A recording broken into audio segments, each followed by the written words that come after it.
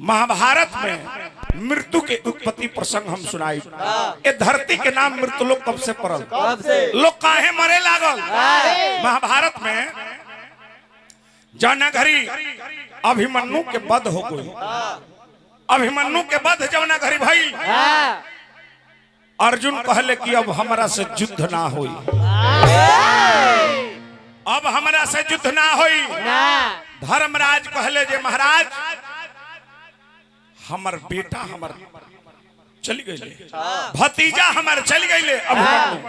सब लोग अपन अपन हथियार सब लोग धर दिया। वेद व्यास अइले, मृत्यु के कथा सुनवले, कहले कि हे धर्मराज उठा, एगो दुनिया में तहरे बेटा के मृत्यु नहीं खे भाई, अभिमन्यु के ही मृत्यु नहीं खे भाई। अभी तो नहीं जानत कि मृत्यु के है। सतयुग में एगो राजा रहले, ओ राजा के नाम रहे अकंपन, उनका बेटा के नाम रहे हरि। लड़का जवानी में मर गई। अकंपन कहले जे अब हमर राजकाज से मन अब हमार उबिया गई। नारद जी अइले,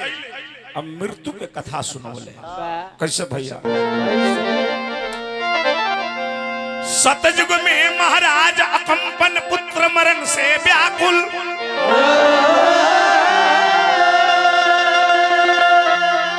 एकलवता बेटा के कारण जिंदगी भइल शोकाकुल। एक दिन नारद बाबा घूमत फिरत अब आई गईले, मृत्यु के चर्चा कई के पवन सुहावन राह बता गईले। जनघरी धरती पर खाली जनसंख्या बढ़े लागल, मृत्यु ना हो। एक मिनट रवा सब तने विचार करी, यदि धरती पर केहू मरी ना, ये धरती पर रहे के जगह मिली, खड़ा होके के जगह ना, खड़ा होके के जगह मिली। विचार करो, मृत्यु ना होके खाली जन्म हो। धरती माई पर इतना भार हो गई कि धरती माई गाय के रूप धके आ जाके ब्रह्मा जी से लगली विनती करे, क्रोधवा के आगी इया में। और करो करो करो, पहले तू बनाओ, और बाद मलिक जी बनाई है, तब मारा कर।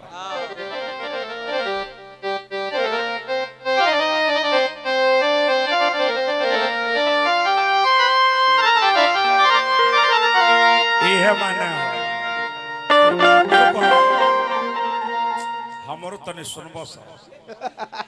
तू नया नया बड़े बबुआ लव देना खा जाता रहे। ई हित पुरान बड़ा तने देरी से खा ले, आराम से खाई है त निक लागे। आड़ी आड़ी खातड़न वाह, इहो खाई है। अब का जाने तू ही खेब, हम ना खाई। अरे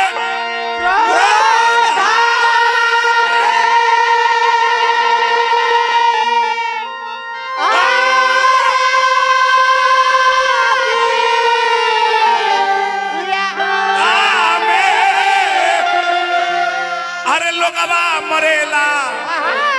अंगार बोरी से देख दुनिया जल, ये अंगार बोरी से देख दुनिया जल।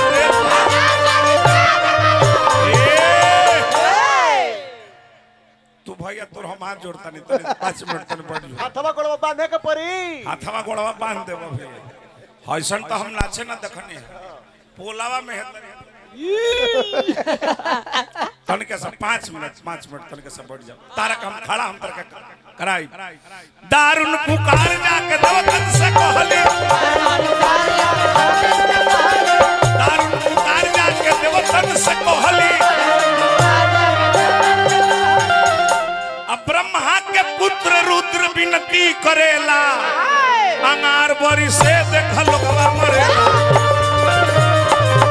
अंगार बोरी से देख लोगवा मरेला, अंगार बोरी से देख लोगवा मरेला। धरती माई लगली थर थर कांपे, इतना जनसंख्या के भार हो गई। ब्रह्मा जी के पास 33 कोटि देवता 33 कोटि देवता पहुंचले और सभे लोग कहल धरती माई कहले जत्रा हिमाम हे पितामह रक्षा करी सृष्टि के बचाई। अब होइल का कि ब्रह्मा जी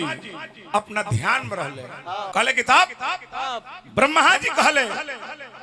आंख जब खोलले तो देखतर की रे 33 कोटि देवता हमरा सोझा दोनों आंख के भावहा के बीच में यह जगह के नाम है भ्रिकुटी। भ्रिकुटी क्रोध से शरीर एकदम जरे लागल अब भ्रिकुटी से को प्रकाश निकलल आकाश में जाके प्रकाशमान भइल वही से एगो लड़की के उत्पत्ति भइल। तनी भाव लगी शर्मा जी के अरे खौलत खून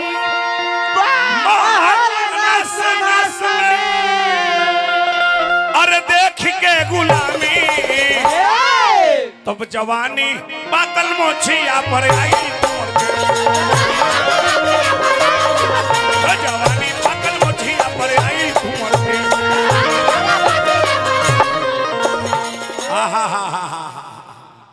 तब ब्रह्मा के तन से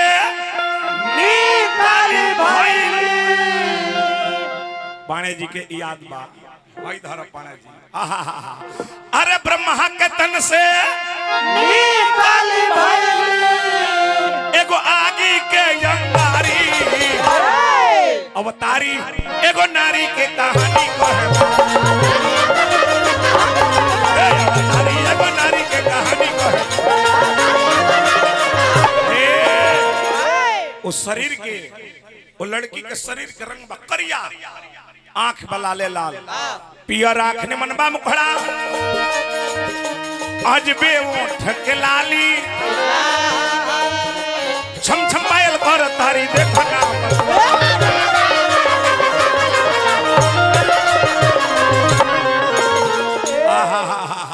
ब्रह्मा जी कहले जे हे लड़की जाके रौरा जाके जल्दी से संगारी अवतारी एगो नारी के कहानी कहे अवतारी एगो नारी के कहानी कहे पाणे जी पुरान गोइया हां बबुआ खाली जबड़ा कहले किताब कहले कि है पुत्री तहर नाम रही मृत्यु तहर काम बा मारल मुआवल काटल लगली थर थर कांपे। ब्रह्मा जी का कहले तने गो बहुत पुरान फिल्म कहले है आने से उसकी आए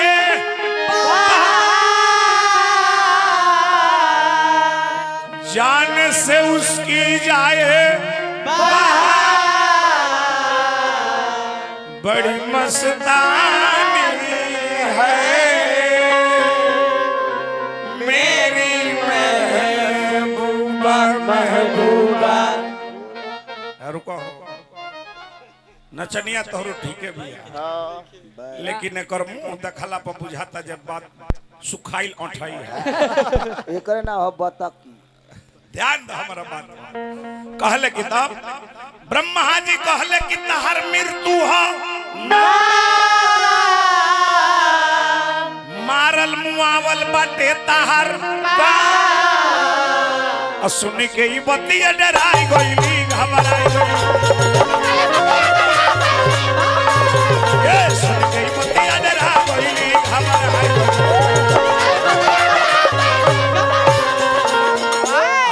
सुन के बतिया डरा गईली घबरा गईली कहले कि तब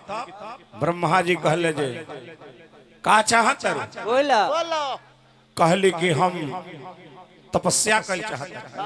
ए भाई तोर गोड़वा केना बा अरे अरे एगो छान लिया सब छान दिए तारा का भी तो नहीं खबो जत हमरा शरीर से बांध दे अरे अरे अब हटी है अब इज्जत ले हटी डरावा बांध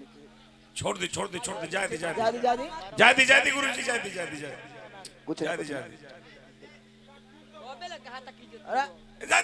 छोड़ दिया अरे छोड़ दी ना पा ला कहता ते खैनी दे जादी जादी जादी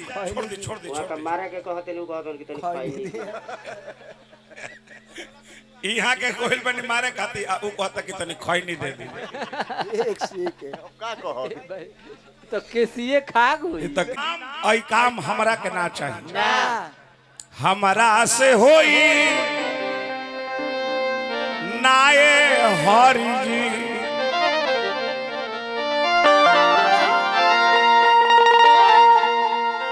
अरे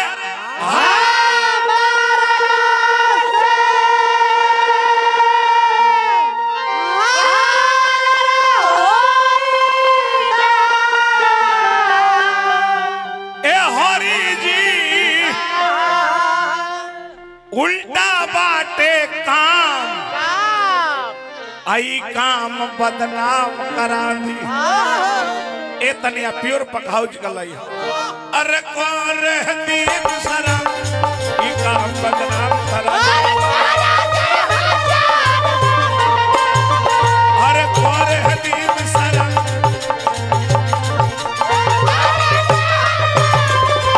कौन रहती शरम ई काम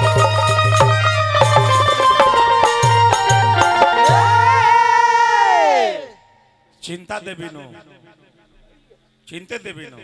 अच्छे दी बाबू का नाम हो तने बता दो जयती धेनुकाया शरम धाम आ कुछ दिन तपस्या हो अरे पाई जयती आराम कुछ दिन तपस्या अरे पाई जयती आराम कुछ दिन तपस्या अरे पाई जयती आराम कुछ दिन तपस्या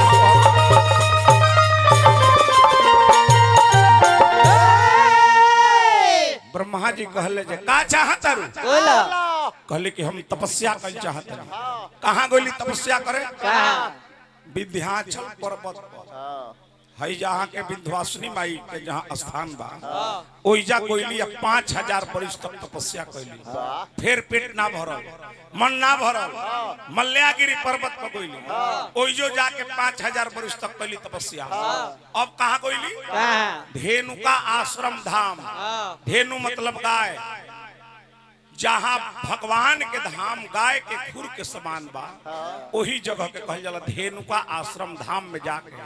कितना दिन तक कैली तपस्या कितना दी मास्टर साहब तनी विचार करो 21,000 पदुम बरिस कितना के कहल जाला कितना के इकाई दहाई सैकड़ा हजार 10,000 लाख 10 लाख करोड़ 10 करोड़ अरब 10 अरब खरब 10 खरब नील 10 नील पदुम आ 21,000 पदुम बरिस तक एक अंगूठा पर खड़ा होकर तपस्या कैली हां कैसे कली हली कैसे तनी गणना करी अभी हमनी के जौना युग में बानी जा ए युग के का नाम है कल युग एक कल युग के अर्धवाई कितना बा 4,32,000 द्वापर के कितना बा 8,64,000 त्रेता के कितना बा 12,96,000 सतयुग के कितना बा 17,28,000 आ जब चारों युगवा के जब जोड़ देबो तो होई 43,20,000 और जब चारों 71 बार जब बीती 71 चौकड़ी जब बीती एगो मनवंतर होला आ वो तरी 14 गो मनवंतर बा अभी हमनी के 7वां मनवंतर में बानी जा जौना मनवंतर के नाम है वैवस्वत मनवंतर विचार करब आ वो तरी जब 14 गो मनवंतर बीत जाई तो एगो कल्प होई अब तब ब्रह्मा जी के एक दिन होला आ वो तरी ब्रह्मा जी अपना अर्धवाई से 100 वर्ष तक जियले तो सतयुग में 21,000 पदुम वर्ष तक तपस्या कैली ओ करी बात ब्रह्मा जी प्रकट भइले लगली रोवे ब्रह्मा जी का कहले कि जो उनकर आंख के आंसू रहे औजुरी में रोकल है आ कहले कि हे पुत्री हे मृत्यु जा तह के वरदान देतनी संसार में मरबू मुइबू कटबू तू ही लेकिन संसार के लोग तहरा के दोषी ना कर ई ब्रह्मा जी के वरदान है का कहले केहू नहीं कोही मृत्यु हऊ अत्याचारी सब लोग बीमारी से मरी उ जौना अंजुरिया में असुइया रोकले रहले ओकरे से 3 प्रकार के संसार में बीमारी होला कौन कौन 3 प्रकार के कौन कौन कौन कौन वात रोग पित्त रोग और कफ रोग और 3 प्रकार के बीमारी से आज 300 प्रकार के बीमारी हमनी के होती बात बढ़ जाई पित्त बढ़ जाई कफ बढ़ जाई तो 3 गो प्रकार के बीमारी हो आज 3 गो से 300 प्रकार के बीमारी भइल केहू नहीं कोही मृत्यु हऊ अत्याचारी सब लोग बीमारी से मरी अब पापा तोहरा के ना धरी सब बीमारी से मरी पापा तोहरा के ना धरी सब बीमारी से मरी तो बीमारी कहाँ बा हमनी के शरीर में हमनी के दुश्मन कहाँ बा हमनी के शरीर में का है दुश्मन काम क्रोध मद लोभ ईर्ष्या विकार काम क्रोध मद लोभ ईर्ष्या विकार हो काम क्रोध मद लोभ ईर्ष्या ई हमनी के शरीर में दुश्मन बा अल्लाह उकेला ना काम शरीर में बा क्रोध शरीर में बा लोभ शरीर में बा लेकिन लौकी ना ई अशरीरी शत्रु है अकम क्रोध मद लोभ ईर्ष्या विकार हो काम क्रोध मद लोभ ईर्ष्या विकार हो आजो रवा सब तने विचार कर ले मृत्यु सब करा के मुआवेली लेकिन संसार के लोग केहू मृत्यु के दोषी ना कहला का भई रहल है किडनी फेल हो गई रहल है दवाई चलत रहे पटना से जियले है ना मर गइले गइले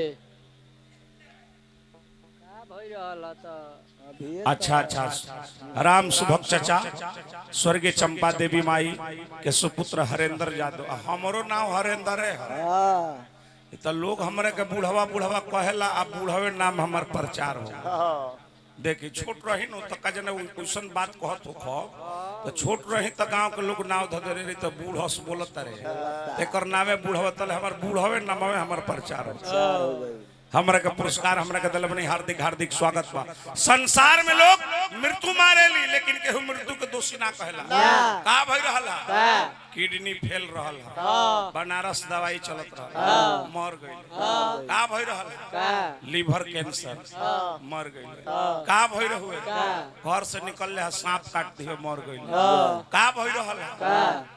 नहीं खजनत का रोडवा पकोइले है बाइक से तले ट्रक वाला मार दी का भई रहल अभी ये तो प्रोग्रामवा का के बैठले मारेली मृत्यु है लेकिन केहू मृत्यु के केहू दोषी केहू ना कहे अतने में जाना भैया सफल सनसार अतने में जाना भैया सफल सनसार हे अगिला के जमराज के यदि दूत आइयो जाइलो हाथ जोड़ दिलो कि चल अब तोर समय हो गइल बा ई ओहू लो से लागे कहे कि पहले तनी खैनी दे दो तब लिया चल चल अब हम जमराज के यहाँ चल अब तनी एक खिली पहले खैनी मान गए ने भैया 1 घंटा तो कसहू बिल मा दिया बाबा में अरे अरे कटबे का अभी पीछे जा हम जाने गए ने आज सुदर्शन यादव फेल आज सुदर्शन यादव फेल अरे वाह वाह वाह वाह 14 नंबर मोग दे बाड़े भाई कोहे घन श्याम ए सुन दे हधारी सब लोग बीमारी से मरी पापा तोहरा के ना धरी सब बीमारी से तोहरा के ना धरी सब बीमारी से